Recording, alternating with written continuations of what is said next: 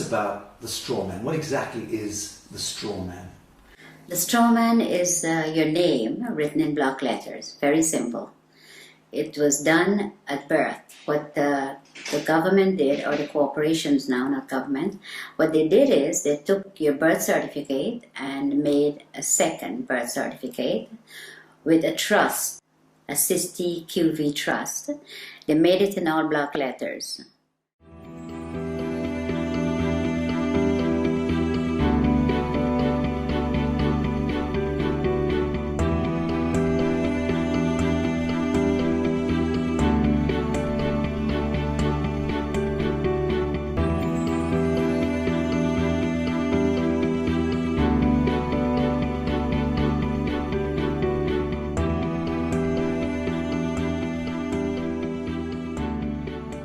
And for them to interact with you, they have to interact with you as a fiction, because they're all corporations. Corporation cannot interact with real people.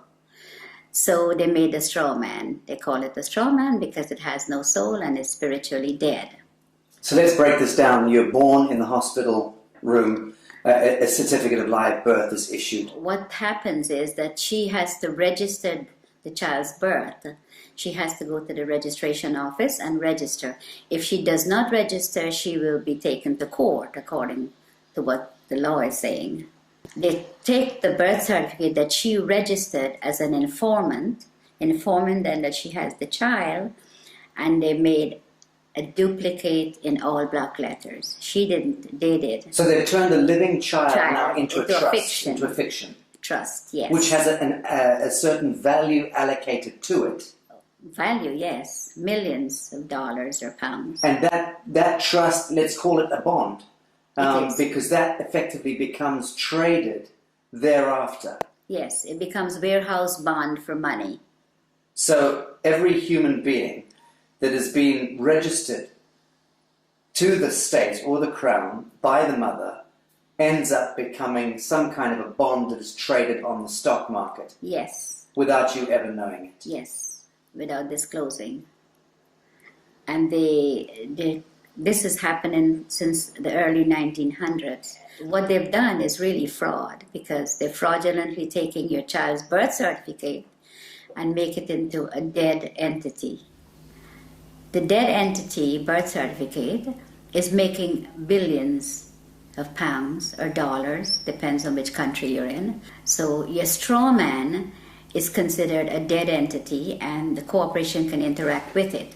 If you have to go to court, it's not going to be in your real name because they don't have it. All they have is the dead entity, and they interact with that.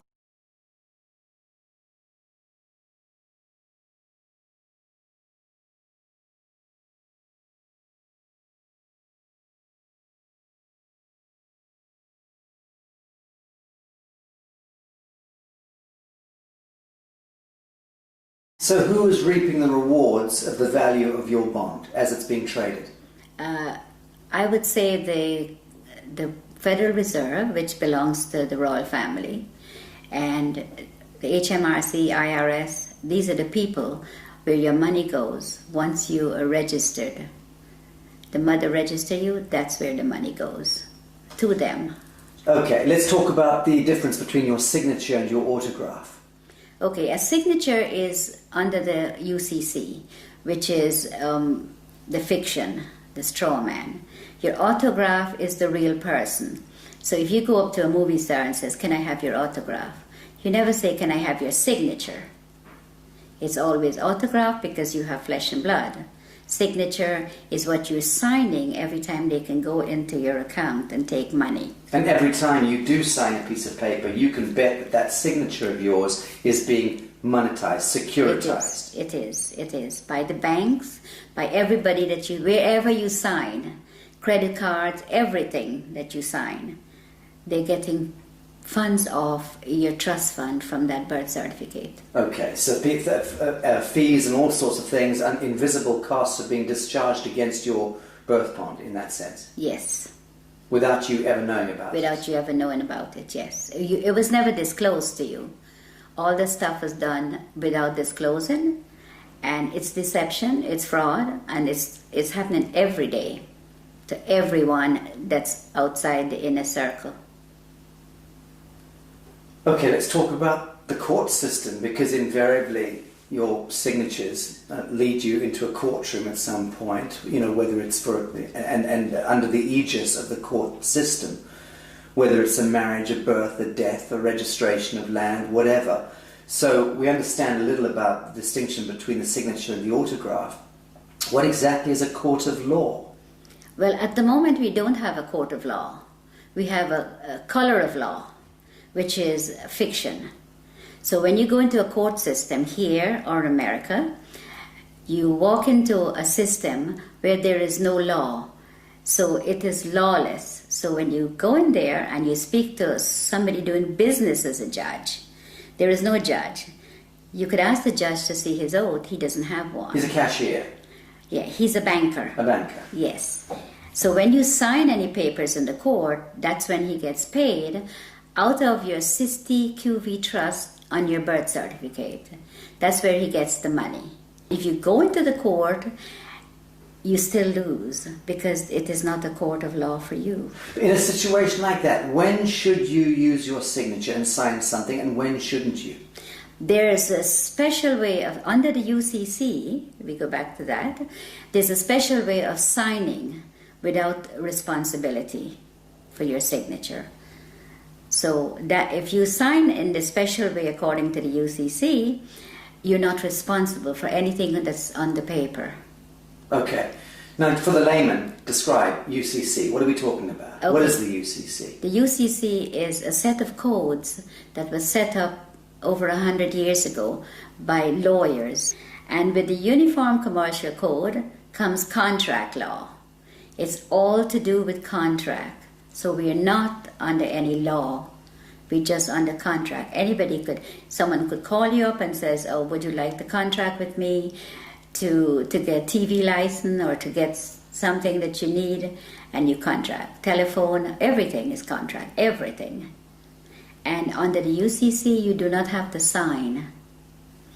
A stamped signature or a typed up signature is considered signed under the UCC. So when you get a letter in the mail and it has no signature, or it just have a stamped signature, then it is considered signed. The UCC is very, very important for people to learn about what's going on with their lives, because we are under contract law, no other law. There is no law at all. In America, the court system is operated under military. When you walk into a courtroom, I don't care which courtroom, if it's a higher court or a lower court, they're under the military. Now you walk in there and you're not a military member, and you're not told that you've been tried under the military. If you mention the Constitution, the judge says it does not apply in my courtroom. But you don't know what he's saying, because you don't know what they're doing to you when you're there. And all of that language is designed to confuse the hell out of you. Yes, it's designed under the UCC, and they know. They know what they're doing, and they know how to manipulate you. So you're saying all judges are very schooled and versed in UCC? Yes. They're taken to special training schools in order to learn this? Yeah, the president appoints all the federal judges in America. And they go to Scottsdale, Arizona and Reno, Nevada to train how to apply this fraud contract in the courtroom. And in the United Kingdom? The United Kingdom, majority of the judges here in the United Kingdom are not judges. They're just doing business. They might be a retired lawyer. They're doing business as judge. And so-called judges in Malawi and in Canada? All of them, exactly the same system. They're under the UCC. Okay, I want to talk about some mundane issues. Who owns your car? The DVLA in England. In the United Kingdom? Yes. Department of Vehicle Licensing right. Agency. Okay. Yes. Well, the DVLA owns the car. It tells you on your registration, you are not the owner. You are just the registered keeper. Now, if you look up registered keeper, it says a person who is responsible for taking care of the vehicle pay the taxes, pay the license, pay the insurance, and take care of it. But the DVLA could take it from you anytime they feel like. Crush it. They could clamp it. Because once you've registered it, you've handed it over to the Crown of the state. That's right, yes. It's no longer yours. It's not yours, never. So again, when you buy a car, you are invited to defraud yourself by then handing it over to the Crown of the state, unwittingly. Yes, because it's fraud, and they're committing this fraud, and they're not letting you know what they're doing. They make millions, hundreds of millions. The highway belongs to us. They says you have to pay to drive on the road. You don't. The DVLA is just a corporation set up by the Crown. All these corporations are set up by the Crown. The HMRC, the DVLA, they all do the same thing. So if you look carefully at your registration, it tells you right there. And in the United States of America, it's not the DVLA. What's the equivalent? It's the Department of Motor Vehicles. And again, they invite you to register the vehicle to them. Yes. They become the owner. They become the owner. The only reason to have a license when you drive a car is if you're doing taxi service or doing it for business. But if you're driving for your personal use, going to work, going to the market, take your family out, going on vacation, that you don't require a license. There is no law that requires No. you. You can move about the surface of the earth unmolested. Yes. That's law. That is the law. Yes, that is the law. But that's not what they But tell these you. fictions, these costumes, these people wielding batons and guns and tasers, they've somehow been given license by the government to apprehend you, arbitrarily stop and search you, terrorize you, rip you out of your vehicle. Who gave the traffic enforcement officers the right to stop and apprehend people going about their God-given business? The corporations that they're under. The police are not constables. And the Queen took an oath to represent the sovereign people, which she's not doing. She's now a corporation herself. So the police is under corporate. They're not constables. Constables are the people who that beats the street and get to know your neighborhood and speak to the people. Keeps the peace. Keeps the peace, yes. But they're not constables. They're corporate police. If you call a police officer and you know whose side they're on, if you call a police officer and a bailiff is at your door, they will tell you they cannot come because it's a civil matter. But if the bailiff calls them, they will come. That means that they're not working for you, period. They're working for the parent corporation. They're working for the corporation, yes. They're corporate police. How many of the police do you think know this and understand this distinction? I think 90%. Do you really? I do. In the United States and in And here, yes. Yes, 90% of the police know they're corporate police. But surely then they understand that they are in serious breach of their foundational oath. And they should thereby surely understand that the Queen of England is in serious breach of her coronation oath, which requires her to intervene if her parliament or government is conducting any cruel and unusual punishments against the people. And it's my understanding that being stopped going about your business in the street and dragged out of your vehicle and beaten with a baton for whatever reason, that to me by definition is cruel and unusual punishment. Okay, but they're given that permission to do that by the corporation they're in. They are given. If they were not given that permission, they could not have done that. They could not drag you out of your car or molest you or take you to the station for no reason. But it's not a law that gives them the right. It's a statute. It's a technocratic words on paper, statutes that have allowed them contractually to go ahead and beat the citizenry, right? Okay, yes. But it's not lawful. No, it's not. It's entirely not. unlawful. It's legal and it's fraudulent activities, and they're being backed up by their corporate headquarters. So you cannot win because there's always somebody there to protect them, and they know that. So let's drill down into this. A policeman is there and should be able to respond to a living soul doing injury against another living soul. If they witness that, they have every right to intervene. In the same way that you and I can conduct a citizen's arrest. If we see that somebody's being harmed, we should step in and try to intervene. But that's really as far as it goes. They have no business trying to commercialize human beings and penalize us for walking across streets or for not stopping at an amber light or whatever. All of that stuff is just nonsense dreamt up by the corporation. It is. Right. Yes, it is. It's all fraud. Everything they do. And that's why they're giving the opportunity to do this to the sovereign people. Because the sovereign people are ignorant of the Uniform Commercial Code and contract law and how these people operate. They go into the court and they do the same thing. You tell them, don't go. Even if you don't go into the court, they still fine you for the same thing as if you go into the court. But if you go into the court and the police takes you there, then you never win unless you know the law. And they know that you do not know the contract law and that you're under contract and you're walking into a trap. You go in there and the police or whoever is going in there with you, it's always they're the ones who win. You never win. Let's, for instance, say you're driving down the street, you have not hurt anyone, and you got stopped by the police. And the police breathalyze you and says, I have to take you in or I have to fine you. Or both of those. Who did you hurt? Who did you hurt? Who are you going to be paying this money to? You didn't hurt anyone. There's no victim. There's no victim.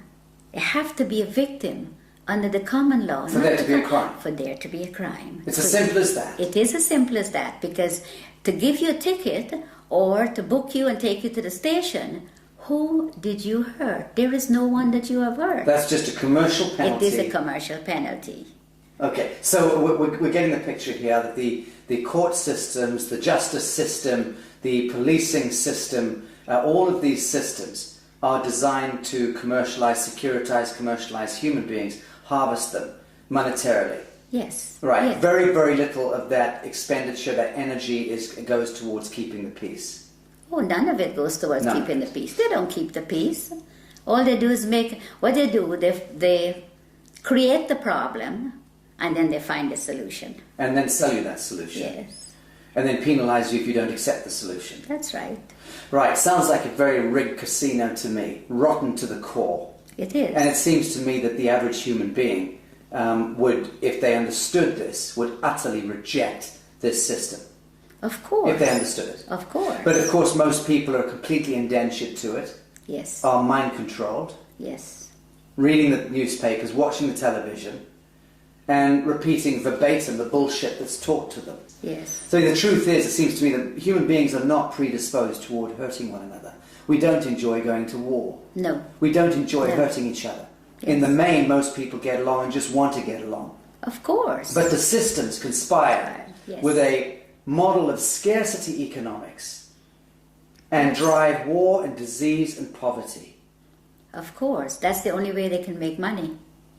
When this Prime Minister said she's going to give 300 billion to the common market, where do you think she's getting the money? Not from your wages that you pay taxes on. That's a different set of money. She gets it from your trust fund, from your birth certificate. That's where they get the money to build the roads and do everything you could think of. So they're discharging billions and billions and billions of dollars against our birth bonds without ever disclosing that to her. Of course. Without there ever being an audit or any accounting for it. Of course, because nobody's asking. Right. And even if you do ask, they give you a hard time to tell you about it.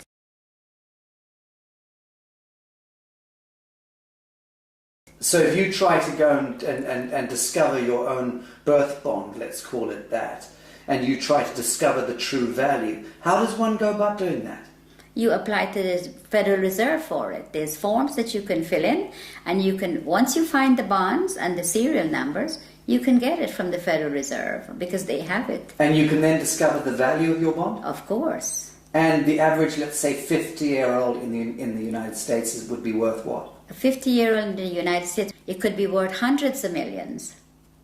But one common, if you go on the website and you put in your birth certificate number, and it comes up only one, you have hundreds of thousands of people are trading on it. Right. That's only one that you know of. I think what I'm getting at is, what do you think it would be the median value of the average 50-year-old by the time they turn 50 in the United States? What is being traded I would say, in their name? I would say maybe $1 billion, over $1 billion. Right. has been traded. Okay. Because when I checked, on one of my numbers is over 283,000 people are trading on it. Can you imagine how much money that is? So when we hear that the US has a debt of $23 trillion or whatever it is, that fictitious money was all pumped out of the air, but effectively it was discharged against the value of Yes. the people. Yes. Right, so that's where the fiction emerges. Yes. And it becomes this huge imbalance that no one quite understands. How on earth did we get that much money? They just made it up as they go along and tell us what they want to tell us. Yes, but they'll validate the making up of that money by, on paper, discharging it against the value of the citizenry. And the citizens' gold, our sovereign gold. We have gold. For every pound that if you weigh 8 pounds at birth, you have 8 pounds of gold set aside for you. Assigned to you by whom? By the Crown. In England? Yes. And in the United States? Yes. By the Treasury? Yes. And because the United States is owned by the Crown. Let's okay. So let's say there's 200 odd nations of the world. There's hundreds and hundreds of small island states. But there's about 200 nation states, big nation states. They are all of them a franchise of the Anglo-American Corporation. Yes. Let's call it that. Yes. And that the Anglo-American Corporation is an extension of the British Crown. Crown, yes. And the British Crown is collateralized by what, or backed by what? Gold. And by the people. The hundreds of millions of people. The British Empire has just went on the ground. It's still there. Controls the Bank of International Settlements, yes. controls all the reserve banks around the world and yes, so on. Right? Yes. Correct. So at what point do you believe the world sees through this grotesque fiction and then addresses the source code and then writes it? I think if people get to know what the UCC and the contract law does, and your straw man is your main problem. Once you can control your straw man, and it is yours and not theirs anymore, then you're in the right path. This is beautiful what you just said. You're talking about reclaiming the fiction that was established, the false light. Yes. Reclaiming the false light that was established in your name, given your identity, so to speak, at birth, without your knowledge. Yes. You're talking about us needing to reclaim that false light and step into ourselves, our true selves, as a people of the world, in order to reclaim reality from the fiction. Yes. That's powerful.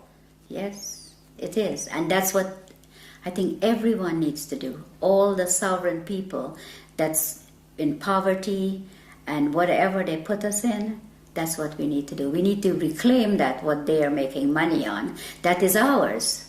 Then you wouldn't have wars, you wouldn't have people fighting for money, you wouldn't have poor people. Everybody will be okay. Everybody. But they do not want you to. If you do that, that will break down their system, and they do not want that. So once you know, you need to get into it, and you need to start reclaiming your straw man. It is yours.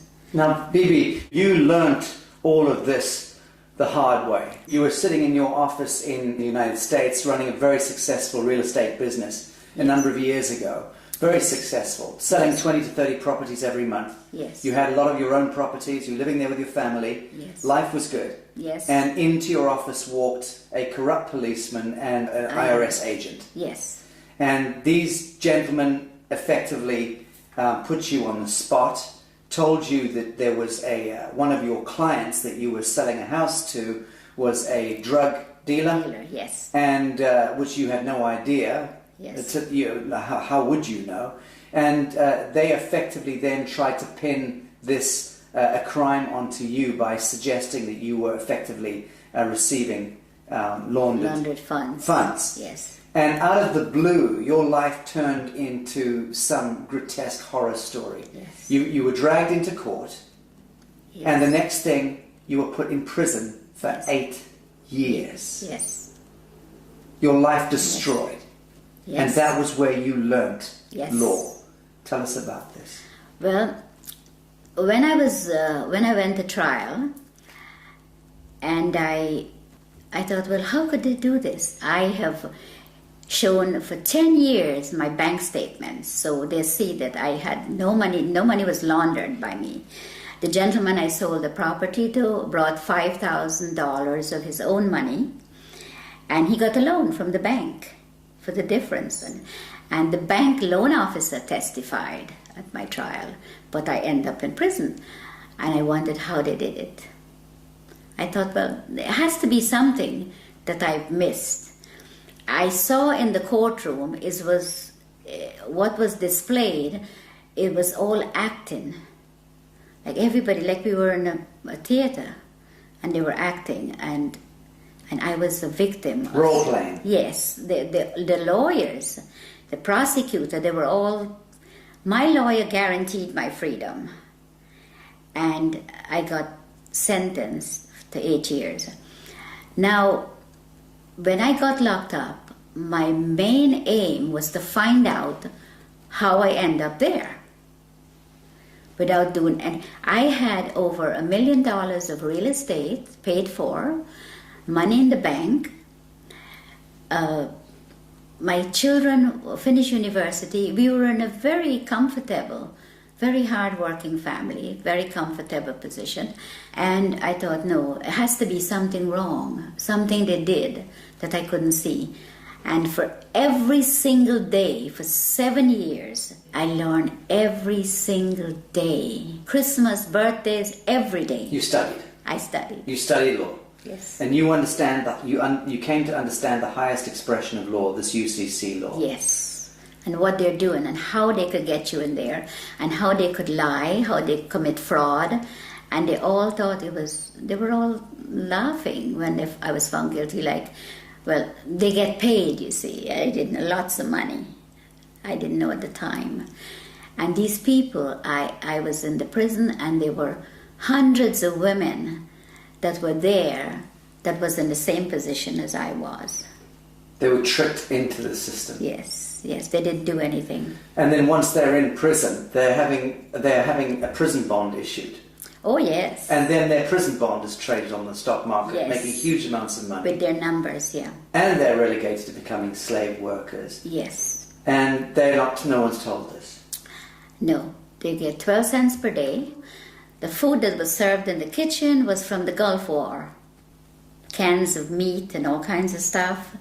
And they said the prison is not making any money, and they're telling the people out there that the prisons are losing money, and all these drug dealers and all these people coming into prison, and we don't have enough money. That's a lie.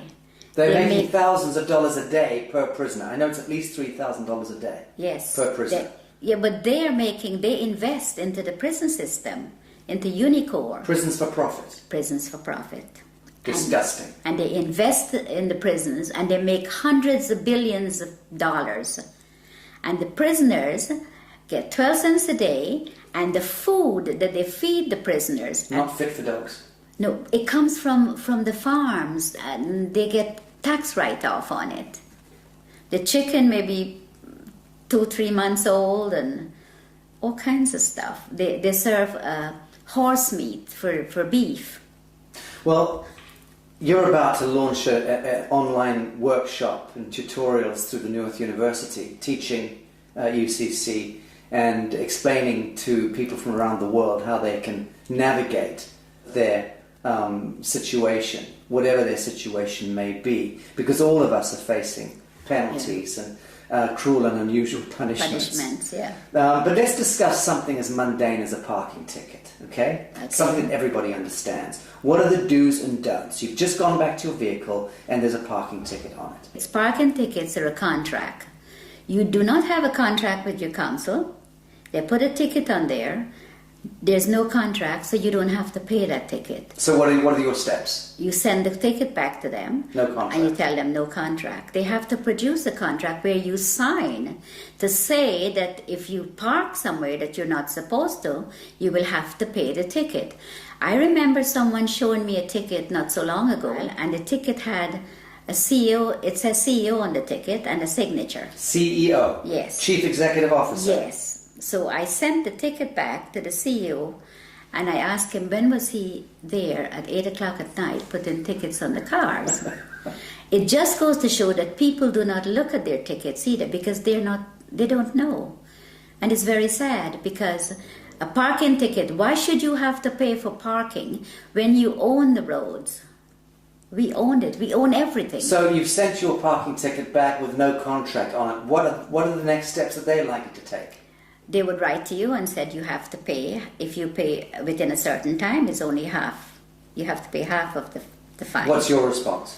My response is I don't have to pay any because I don't have a contract with you. So again, you ask them, show me the contract. Yeah. I send them a letter and I ask them, I said, okay, the person that you addressed in this letter is spiritually dead and have no soul, which is your straw man. The straw man. Yes. And I said that I had not given you permission to use it to make money. And there's a fine behind this of £250,000 every time you use it. They refused to answer, so I sent them, the following letter was a default letter. I says, you're now in default for not responding. Because that's what they're going to do to you. So you played law against them? Yes. Good. Yes. So when I sent them that, 5 days later, I received a letter stating that the account is closed and I do not owe. Very good. Thank you for that. Well, that's rather straightforward. Let's discuss mortgages, because this is the bane of most people's existence, is needing to secure their home. Everyone has the right to a home in this world. And mortgages, I mean, what's the etymology of mortgage in the first instance? Death grip, isn't it? Yes, it is. It is. Mortgage means death grip in French. Well, the mortgage is what they do is just a front.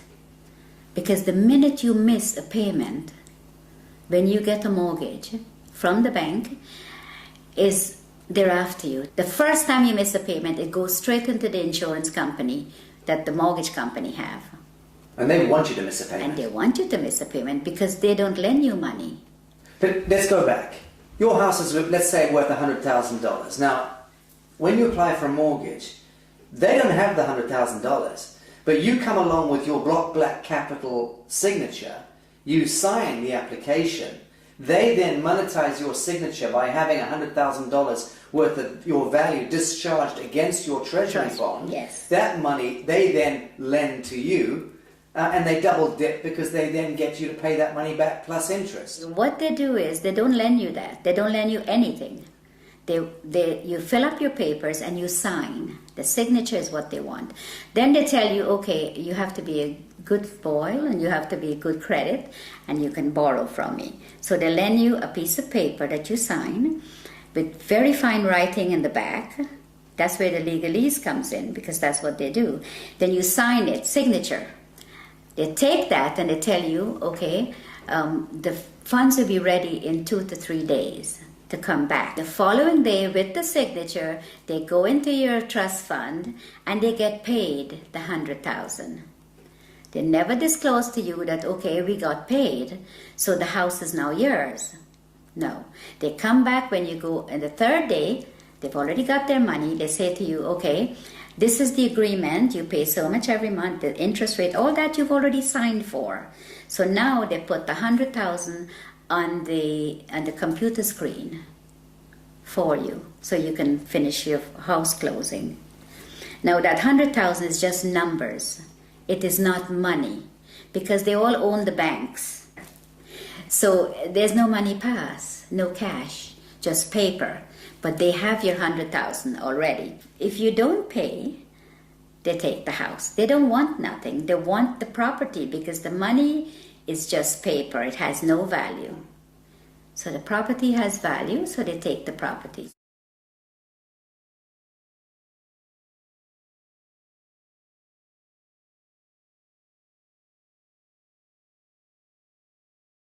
So let's talk about allodium title. What is allodium title? Why is it so important?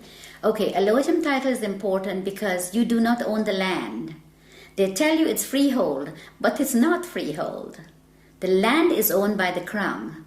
All the land in England. I'm a farmer in Minnesota, and you're saying that my land is owned by the Queen. Yes. I'm a farmer in Mozambique, your land is owned by the Queen. The Queen of England. The Queen of England. She owns all the land. So what happens is you own that piece of brick that's sitting on it that they call freehold or your house. You own that. You don't own the land. So the land, the allodium title, is to own your land. So you can put a sign up and says no trespassing, private property. When you put that sign up, you have to own the land. Because owning the house doesn't mean anything. It's the land they want. See, the bank takes the house, which is part of the crown, and the crown owns the land. That's how it works. And you don't own anything. Ever. Ever. You are just a mere user. So long as you are acting as your straw man. Now, when we reclaim ourselves from this fiction, and we do it as a people, many of us do it, what then do you see? How do you see the dissolution of government, the dissolution of this behemoth, this Molochite monster that has taken over our lives, indentured us into bonded slavery all around the world, 7 billion souls, owned and controlled, indentured to a couple of hundred National Reserve banks themselves, indentured into the Bank of International Settlements, that controlled through the US Treasury, the Federal Reserve, the IFC, the IMF, the World Bank, and so on, back to the Crown of England, and behind that, the Vatican. So all of that grotesquerie, that fiction, when do you see us as a people of the world reclaiming real reality from that fiction? And how is that likely to play out? I think if people get to know and they come together, it doesn't take hundreds of millions. 1 million sovereigns get together can make a hell of a lot of difference, because the word spreads from one to the other. And once people get to know that this is what is being done to them, it's going to be like wildfire. Once people get to know the law, what they're under, and what they're doing to them, and how they're making... You see, they make things to distract you, like the news and all this fake, all this stuff, television, and this is what they do. So once people can get together, if 100 people go to the bank and all keep taking out £100, before the end of the day, the bank will close. It's very simple if people get to understand what's going on. And it would be good for them to know, because we need to stop this. We need to stop what they're doing to people, hurting people for no reason, put people in poverty. And by they, we're talking about the parent corporation. The parent corporation, The yes. banks and governments and justice systems all working to penalize and harvest humanity. Yeah, they're in bed together, everybody. They said, if they send you to the Citizens Advice Bureau, don't even bother to go, because they're working too with them. Everybody they have in their pocket. And it's very sad, because people will do things to other people for very little money. Are you hopeful for humanity? I am, very much so. Bibi Bacchus, thank you. I love you. I do love you.